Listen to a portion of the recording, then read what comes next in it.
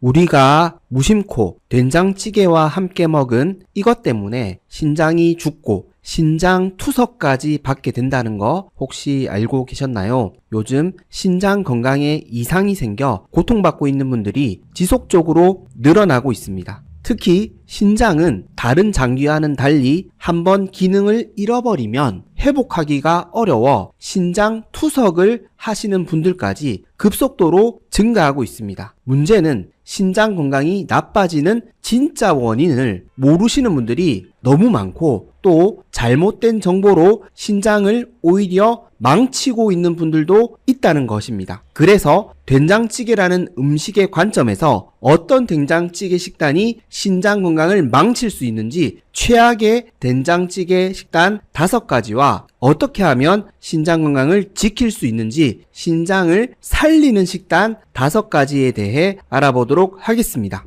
그리고 구독과 좋아요로 응원해 주시면 이 영상을 더 많은 분께 전달하여 많은 생명을 구하고 더 유익한 영상으로 보답드릴 수 있으니 많은 성원 부탁드리겠습니다. 건강은 선택입니다. 선잘. 첫 번째로 피해야 할 된장찌개 식단은 잡곡밥과 함께 먹는 된장찌개입니다. 신장 건강에 치명적인 영향을 미치는 2가지 요소가 있습니다. 하나는 인슐린 저항성과 이로 인한 염증, 또 다른 하나는 옥살산 섭취입니다. 이 2가지가 신장 건강을 망치는 진짜 범인입니다. 신장은 미세한 혈관 덩어리라고 설명드렸습니다. 이렇게 가느다란 혈관에 염증이 생기고 결석이 생긴다면 어떻게 될까요? 혈관이 좁아지고 막힐 수 있습니다. 즉 신장 기능이 떨어지는 것입니다. 문제는 가느다란 혈관이기 때문에 한번 파괴되면 회복이 어렵다는 것입니다. 그래서 신장 질환이 무서운 이유입니다. 된장찌개는 기본적으로 짠 음식입니다. 즉 혈관에 부담을 주는 음식입니다. 고혈압이 만성신장병을 부른다는 것은 너무나 잘 알려져 있는 사실입니다. 또한 된장찌개는 평소 건강관리를 잘해서 고혈압이 없으시더라도 혈관에 가하는 압력이 높아질 수밖에 없습니다. 자, 그런데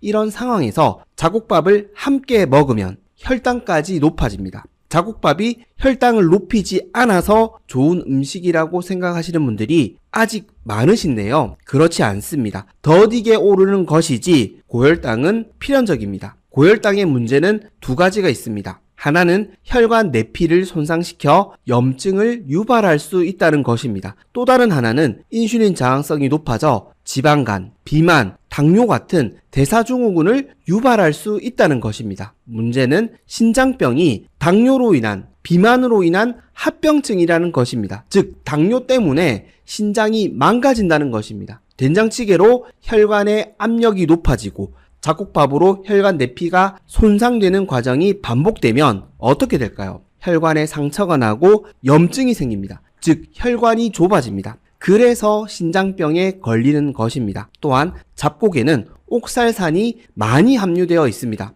즉 신장 혈관에 결석까지 생길 수 있다는 것이죠. 염증으로 혈관이 망가지고 결석으로 혈관이 막힌다면 당연히 신장 건강은 급속도로 나빠질 수밖에 없습니다. 물론 우리가 된장찌개와 잡곡밥만 매일 먹는 것은 아닙니다. 그러나 이런 식습관이 누적될 때마다 우리 신장에 부담을 주고 장기간 지속되다 보면 결국 방어선이 무너질 수 있다는 것입니다. 그래서 된장찌개와 잡곡밥은 함께 드시지 않는 것이 좋습니다. 차라리 백미밥을 드십시오. 최선의 선택은 아니지만 결석이 생기는 것은 줄여야 되지 않겠습니까? 잡곡밥은 우리 건강을 위한 좋은 선택이 아닙니다. 잡곡밥을 맹신하지 마십시오. 2번째로 피해야 할 된장찌개 식단은 비빔밥과 함께 먹는 된장찌개입니다. 앞서 신장 건강에 치명적인 영향을 미치는 2가지 요소가 있다고 말씀드렸습니다. 인슐린 저항성과 이로 인한 염증, 그리고 옥살산 섭취입니다. 즉 비빔밥은 이 2가지 요소를 모두 가지고 있는 음식입니다.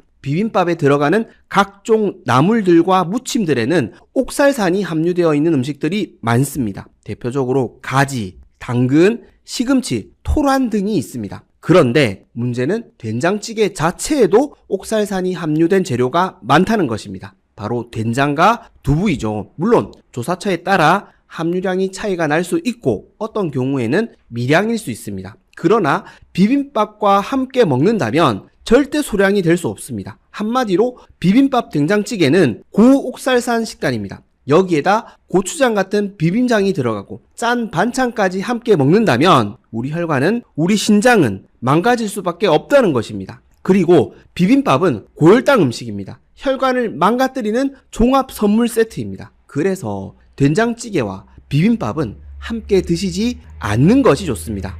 나물이 들어가서, 채소가 들어가서 건강한 음식이라고 착각하지 마십시오. 채소는 보조 음식입니다. 주식을 먹기 위해 곁들여서 먹는 향신 채소입니다. 즉 절대 과하게 섭취하면 안 되는 것이 채소입니다. 세 번째로 피해야 할 된장찌개 식단은 된장찌개와 함께 먹는 쌈채소입니다. 된장찌개와 함께 쌈밥을 드시는 분들이 많으시죠. 아마 쌈밥을 건강식으로 아시는 분들도 많으실 겁니다. 그런데 문제는 우리가 먹는 쌈채소에도 의외로 옥살산 함유량이 높은 채소들이 있다는 것입니다. 그리고 쌈채소는 생으로 먹죠. 그래서 채소에 함유된 옥살산을 대부분 섭취할 수밖에 없는 음식이 바로 쌈채소입니다. 그렇다면 어떤 쌈채소가 옥살산 함유량이 높을까요? 고구마, 근대, 깻잎, 부추가 있습니다. 아쉽지만 많은 분들이 건강하다고 생각했던 이 음식들이 사실은 고옥살산 음식이었습니다. 물론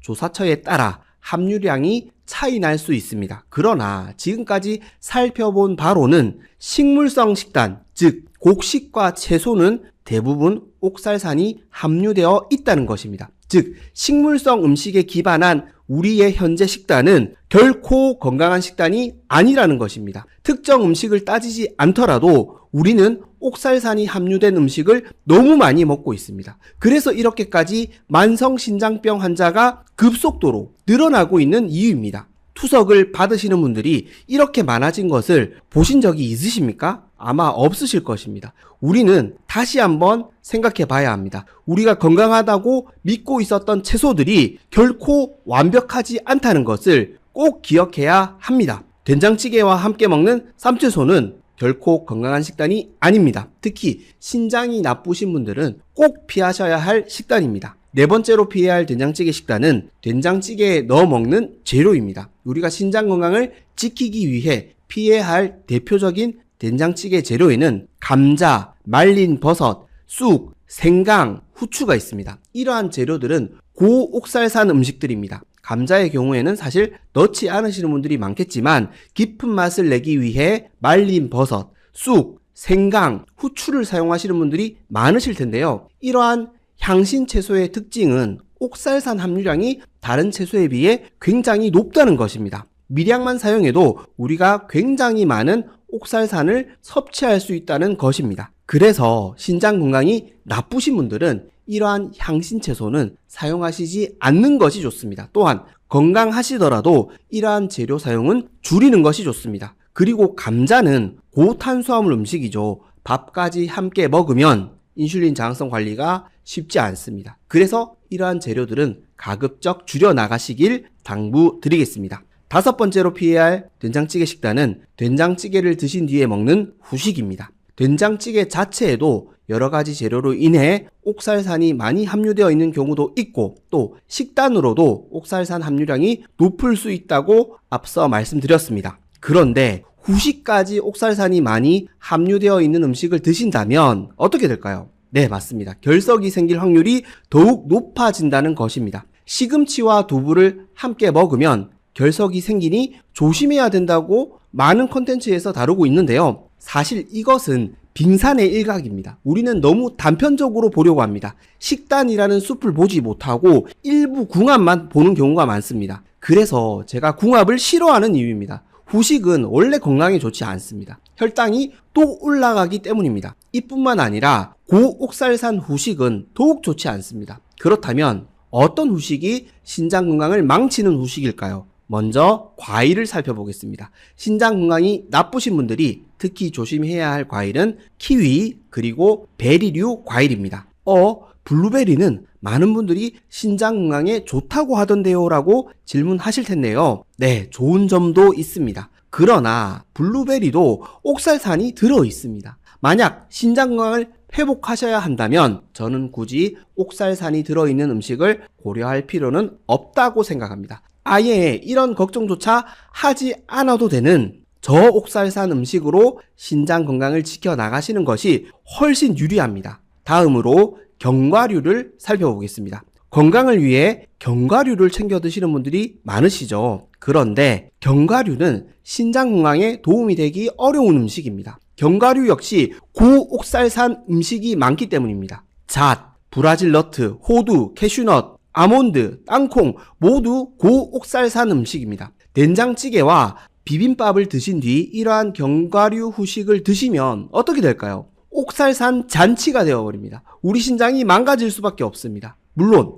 우리 신체는 해독작용과 배출 시스템이 있습니다. 그러나 이 방어선이 영원할 수는 없습니다.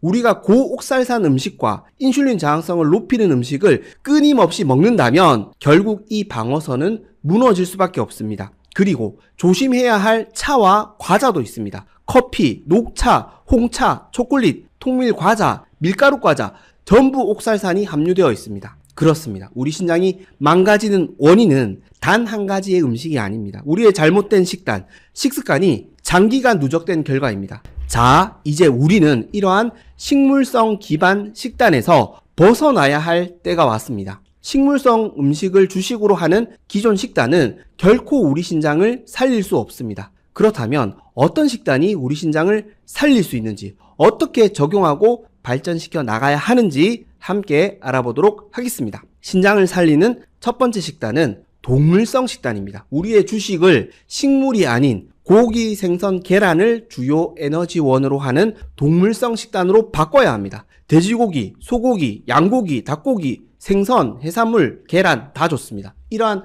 동물성 식단이 주는 가장 큰 이점은 인슐린 저항성을 낮출 수 있다는 것입니다. 이러한 동물성 식단을 주식으로 하게 되면 우리 몸에 있는 내장 지방, 즉 안 좋은 지방을 뺄 수 있습니다. 내장 지방이 빠지게 되면 인슐린 저항성과 염증이 줄어듭니다. 즉 혈관 염증이 줄어듭니다. 또한 고혈당을 방지하기 때문에 혈관 손상을 최소화할 수 있습니다. 그래서 신장을 살릴 수 있습니다. 신장을 망치는 가장 큰 원인이 고혈압과 당뇨로 알려져 있습니다. 즉 동물성 식단은 고혈압과 당뇨를 이겨낼 수 있는 식단입니다. 혹자는 이렇게 이야기합니다.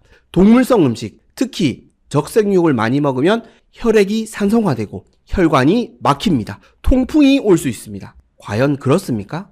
이분들의 주장에는 항상 가공된 탄수화물이 함께 등장합니다. 즉 동물성 지방을 공복으로 몰고 있습니다. 그런데 지금 케톤식, 키토 다이어트, 카니보어 다이어트를 하시는 분들의 증언을 들어보십시오. 동물성 음식을 주식으로 하는 분들의 증언을 들어보십시오. 고혈압이 사라지고 당뇨가 사라지고 신장이 살아났습니다. 치매를 이겨냈습니다. 누구를 위해 식물성 식단이 건강에 좋다고 주장을 하는 것입니까? 물론 사람에게는 신념이라는 게 있습니다. 신념은 바꾸는 게 쉽지 않을 수 있습니다. 그러나 이 잘못된 신념이 이웃의 건강 회복을 막아서면 안 되지 않습니까? 물론 선택은 개인이 해야 되고 개인이 책임져야 할 문제입니다. 저는 그 선택을 열어드리고 싶습니다. 잘못된 신념에서 방향을 틀 수 있도록 선택의 폭을 늘려드리고 싶습니다. 다른 건강 정보와 비교해 보십시오. 그리고 치열하게 따져보고 고민해 보십시오. 그래야 건강을 되찾을 수 있습니다. 신장을 살리는 두 번째 식단은 간헐적 단식입니다. 다시 한번 말씀드립니다. 소식이 아니라 간헐적 단식입니다. 간헐적 단식은 오토파지 효과를 통해 고장난 우리세포를 재생시키고 살리는 식단입니다. 당뇨로 인한 만성신장병, 고혈압으로 인한 만성신장병이 신장질환의 대부분을 차지하고 있습니다. 그렇다면 당뇨와 고혈압을 정복하면 되지 않습니까? 이 두 가지 질병을 제압할 수 있는 것이 간헐적 단식입니다. 앞선 동물성 기반 식단과 함께 적용해 보신다면 그 효과는 배가 될 수 있습니다. 그렇다면 간헐적 단식이 무엇인지, 그 효과가 무엇인지 자세히 살펴보도록 하겠습니다. 치매 예방을 위해, 우리 건강을 위해 이제는 탄수화물 위주의 식단에서 벗어나야 할 때가 왔습니다. 그 시작이 바로 간헐적 단식입니다. 우리가 아무런 추가 비용 없이 인슐린 저항성을 개선할 수 있는 최고의 전략이 바로 간헐적 단식입니다. 간헐적 단식은 우리 몸의 세포를 젊고 건강하게 만들어주는 노화를 이겨내고 건강을 되찾을 수 있는 기적의 식사입니다. 아침 식사를 간헐적 단식으로 바꾸어 보십시오. 치매를 예방하고 더욱 건강한 삶을 되찾으실 수 있습니다. 그럼 간단하게 간헐적 단식이 무엇인지 소개해 드리도록 하겠습니다. 간헐적 단식은 간헐적이라는 말에서 알 수 있듯이 지속적인 장기간 단식을 말하는 것이 아니라 띄엄띄엄 단식하는 것을 말합니다. 여기서 띄엄띄엄이라는 것은 규칙적이지 않다라는 것이 아니라 단식하는 시간과 식사를 하는 시간을 번갈아 가며 실행하는 것을 뜻합니다. 대표적인 간헐적 단식 방법이 바로 16대8 원칙입니다. 16시간을 단식하고 8시간만 식사를 하는 방법이죠. 예를 들자면 12시에 하루 첫 식사를 시작하고 오후 8시 안에 마지막 저녁 식사를 하게 되면 16시간이라는 공복 시간을 가지게 됩니다. 하루에 2끼만 먹는 것이죠. 이렇게 16시간이라는 공복 시간을 가지게 되면 우리 몸이 조금씩 회복 시간을 가지게 됩니다. 대신 물 이외에는 어떠한 음식도 드시면 안 됩니다. 커피나 차를 드시는 경우도 있는데 저는 추천드리지 않습니다. 이 간헐적 단식을 통해 췌장도 쉴 수 있는 시간이 되어 좋고 인슐린 저항성도 개선할 수 있습니다. 이뿐만 아니라 간헐적 단식은 전체적인 우리 몸의 시스템을 정상화시켜주는 방법입니다. 휴대폰이 버벅거릴 때 전원을 껐다 켜주면 다시 정상으로 돌아오듯이 우리 몸의 세팅값도 정상으로 돌아오게 만드는 시간이 필요합니다. 그 방법이 바로 간헐적 단식입니다.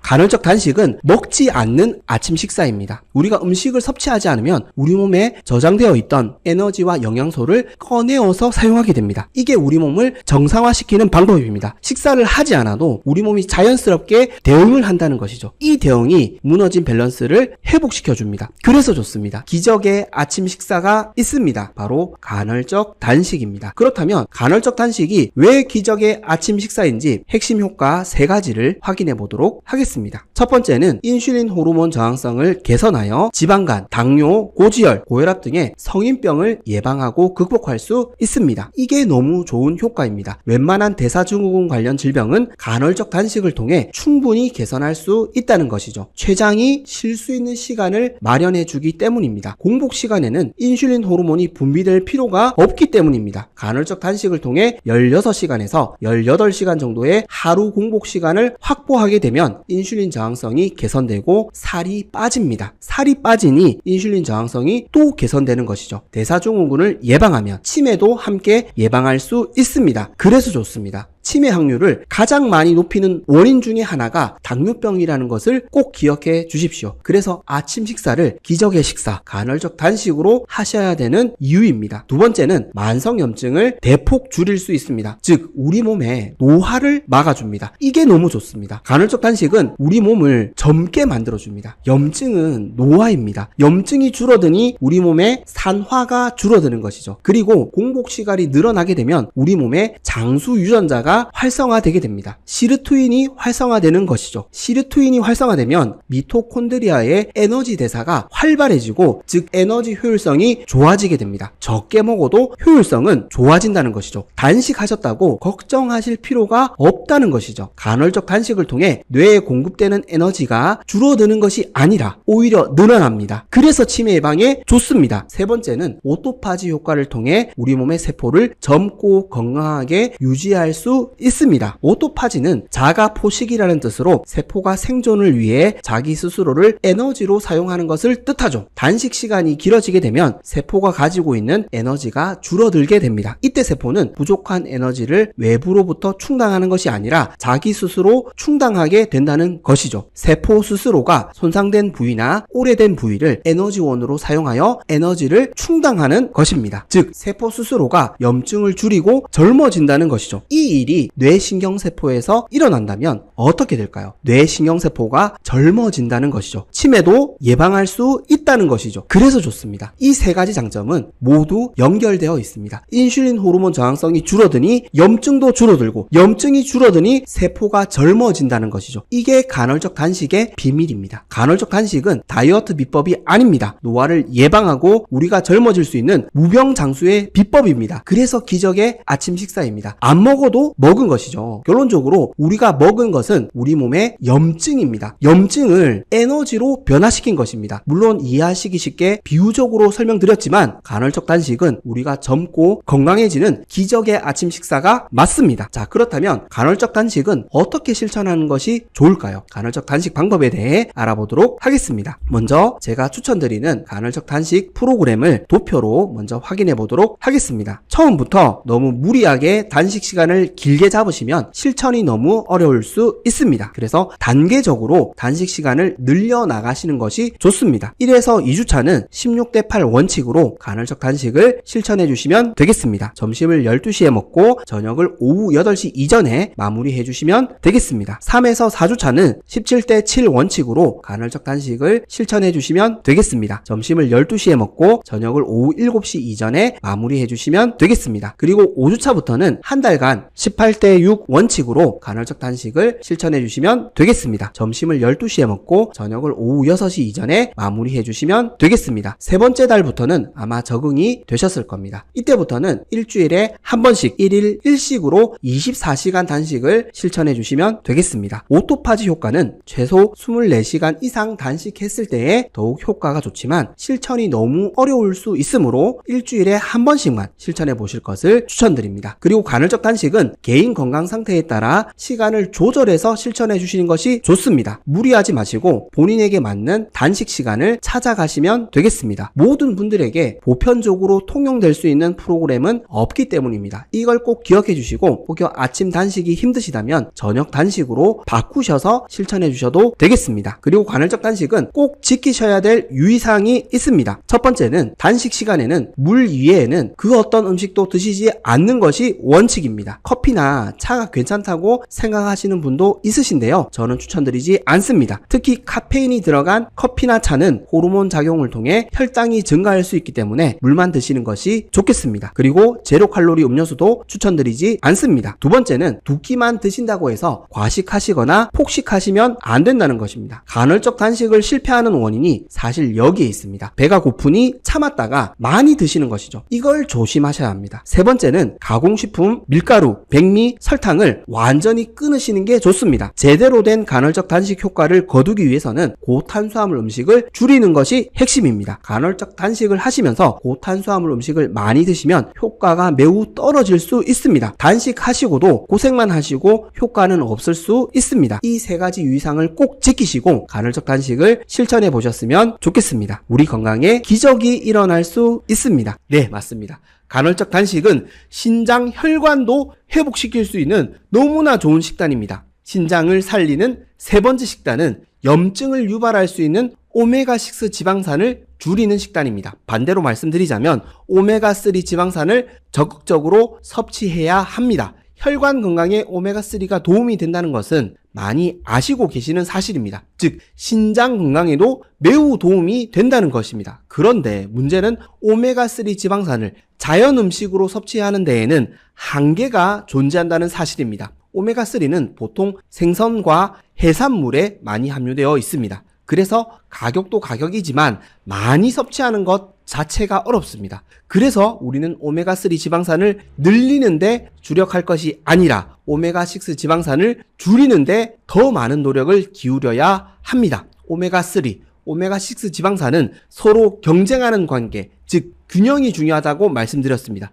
그렇다면 어떻게 해야 오메가6 지방산 섭취를 줄일 수 있을까요? 기름을 바꾸고 가공식품을 줄여야 합니다. 포화지방 위주의 기름인 코코넛 오일, 기버터, 라드를 사용하고 가공식품은 꼭 필요할 때만 사용하는 것입니다. 오메가6 지방산 기름을 사용하는 것이 별것 아닌 것처럼 느껴지실 수 있는데요. 이 기름이 혈관 건강을 망치는 주범입니다. 즉 신장을 망치는 주범일 수 있다는 것입니다. 과도한 오메가6 기름 섭취는 염증 폭발을 유발합니다. 이 폭발이 혈관에서 신장에서 일어나고 있다는 것을 꼭 기억해 주십시오. 신장을 살리는 네 번째 식단은 갈비탕입니다. 이번에도 외식 메뉴를 선정하게 되었는데요. 탄수화물을 줄이기가 쉽지 않다고 말씀해 주시는 분들이 많아서 건강하게 즐길 수 있는 외식 메뉴를 추천드리게 되었습니다. 대신 갈비탕도 밥은 빼고 드셔주십시오. 갈비탕에 들어가 있는 당면도 함께 나오는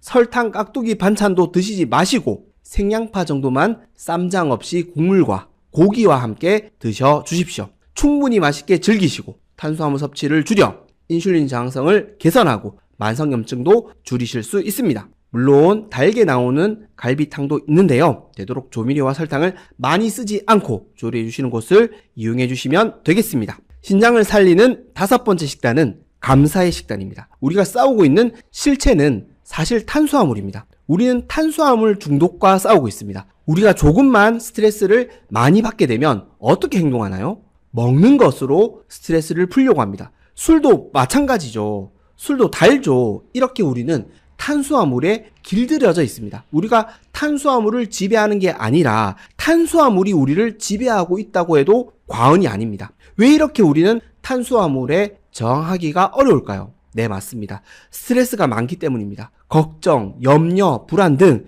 현대인들은 엄청난 스트레스에 시달리고 있습니다. 그래서 먹는 것으로만 건강을 되찾는 것이 사실 쉽지 않은 상황입니다. 이때 가장 필요한 것이 바로 감사입니다. 감사는 걱정, 염려, 불안 등 우리가 겪고 있는 대부분의 스트레스를 줄여줄 수 있기 때문입니다. 여러 번 강조를 드렸죠. 이제부터라도 신장을 살리기 위해 하루하루 감사하는 삶을 살아보십시오. 더 빨리 우리 신장을 살리고 건강한 삶을 만들 수 있습니다. 자, 지금까지 말씀드린 내용을 정리해 보겠습니다. 신장 건강을 망치는 진짜 범인은 우리가 주식으로 삼고 있는 식물성 식단입니다. 이 식물성 식단이 인슐린 저항성과 만성염증을 부르고 고옥살산 섭취로 인해 신장 결석을 만들고 있습니다.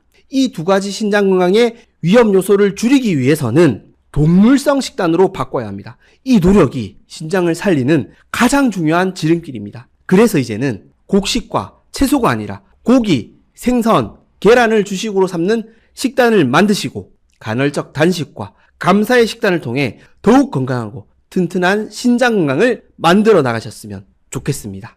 지금까지 건강해지는 선택 선잘이었습니다. 도움이 되셨다면 구독과 좋아요 꼭 부탁드리겠습니다. 그리고 혹여 도움이 되실 만한 가족과 지인분들에게 특히 신장 건강을 지켜나가셔야 할 분들에게 공유해 주시면 감사하겠습니다.